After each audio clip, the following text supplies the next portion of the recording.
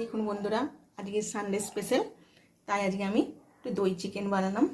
তার দই চিকেনের রেসিপিটা বানাতে কী কী উপকরণ লাগছে চলো তোমাদের সাথে আমি শেয়ার করে নিই। হ্যালো বন্ধুরা, আজকে আমি শুভ বৈশাখীর চ্যানেলে নতুন একটা চিকেন রেসিপি এনেছি। তোমরা তো অনেকেই চিকেনের ঝোল, চিকেনের কষা, অনেক কিছু চিকেনের আছে। আজকে আমি তোমাদেরকে একটা চিকেন রেসিপি দেখাবো। এটার নাম হচ্ছে দই চিকেন। আমি প্রথমে চিকেনটা নিয়েছি 500 গ্রাম। চিকেনে আমি গোলমরিচ গুঁড়ো, দেখো ওই 1 চামচের মতন গোলমরিচ গুঁড়ো দেবে, আর 1 চামচের মতন আদা রসুন বাটা দেবে। দিয়ে চিকেনটাকে একটু ম্যারিনেট করে তোমাদের 30 মিনিট রেখে দিতে হবে।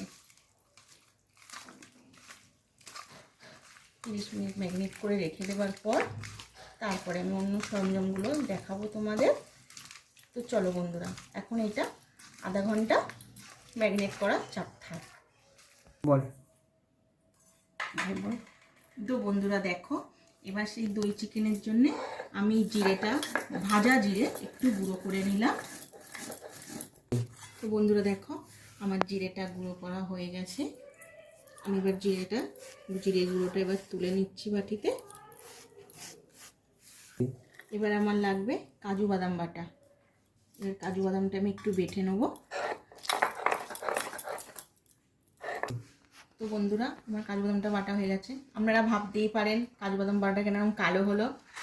জিরেটা গুঁড়ো করে তারপরে কাজু বাদাম বাটাটা বেটেছি বলে একটু কালো হয়ে গেল, ওটা কোনো ব্যাপার নয়। তো বন্ধুরা দেখো, আজকে আমার দই চিকেনের জন্য কি কি উপকরণ লাগছে।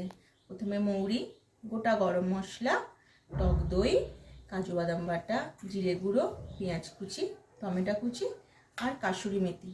আমি আপনাদের পরে বলবো কাসুরি মেথিটা কেন আমি জলে ভিজিয়ে রেখেছি। তো চলো আজকে রেসিপি শুরু করা যাক। তো বন্ধুরা দেখো, আধ ঘন্টা পর আমি চিকেনটাতে একটু 2 চামচ নুন মাখিয়ে নেবো। আগে থেকে নুনটা মাখিয়ে রাখিনি, কারণ মাংসটায় জল বেরিয়ে যাবে, ওই জন্য আমি নুনটা মাখাইনি। তাতে সাদা তেল দিয়ে দিলাম। সাদা তেলটা 2 মিনিট গরম হতে দেবে।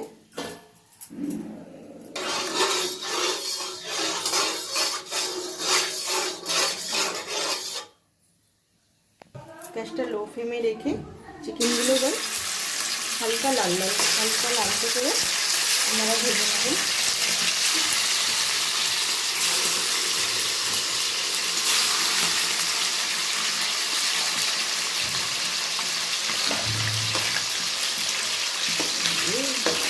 তো বন্ধুরা দেখো, আমার চিকেনটা হালকা লাল করে ভাজা হয়ে গেছে। আমি এবার চিকেনটা তুলে নেবো।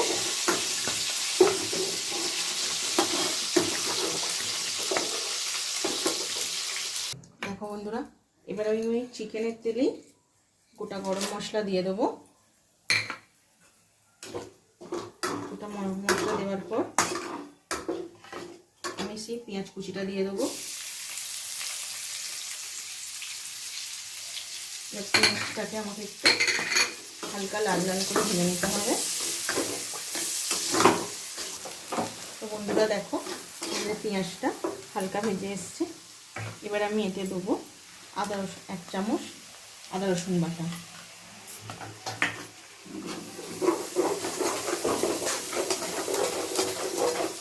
এবার আদা রসুনটা ভাজা হয়ে গেলে একটু দিয়ে দেবেন টমেটো কুচি।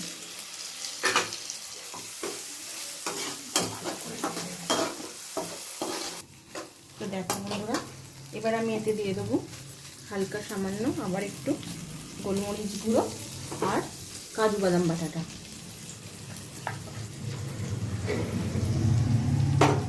কাজু বাদাম বাটা যখন দেবেন গ্যাসটা লো ফ্লেমে রাখবেন।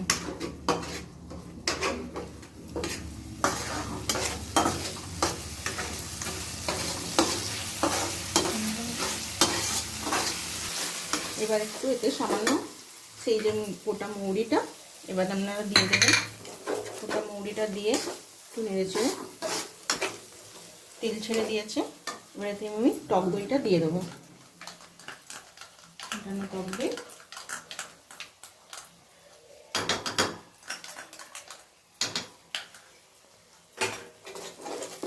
দইটা দিয়ে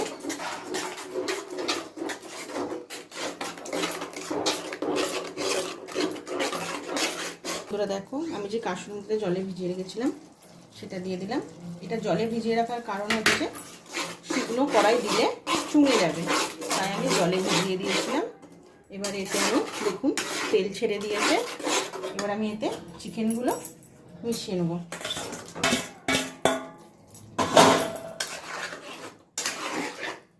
চিকেনগুলো মিশিয়ে নিয়ে 15 মিনিট এটাকে আমি চাপা দিয়ে রেখে দেবো। একটু সামান্য 1 চামচ নুন দেবো। নুনটা আপনারা দেখে দেবেন। আর আমি এতে কোনো ঝাল অ্যাড করিনি, খালি গোলমরিচ গুঁড়ো দিয়েছি। কাঁচা লঙ্কা দিলে আপনারা দিতে পারেন, আমার বাড়িতে কেউ ঝাল খায় না, তাই আমি ঝাল অ্যাড করিনি। তো বন্ধুরা, এবার আমার 10 মিনিট হয়ে গেছে। আমি যে জিরেটা গুঁড়ো করে রেখে দিয়েছিলাম সেই জিরেটা এতে গুঁড়োটা অ্যাড করে দেবো 1 চামচ। অ্যাড করে দিয়ে নেড়ে চেড়ে, তো আমার রেসিপি পুরো কমপ্লিট। আপনারা চাইলেন এতে একটু শুকনোও করতে পারেন, একটু গ্রেভিও রাখতে পারেন। আমার রান্নাপুরি রেসিপি কমপ্লিট। টাটা বন্ধুরা, যদি চান একটা লাইক, যদি ভালো লাগে আপনাদের রেসিপিটা খেয়ে, তো আপনারা একটা লাইক, একটা শেয়ার, একটা কমেন্ট করে দেবেন। নমস্কার বন্ধুরা।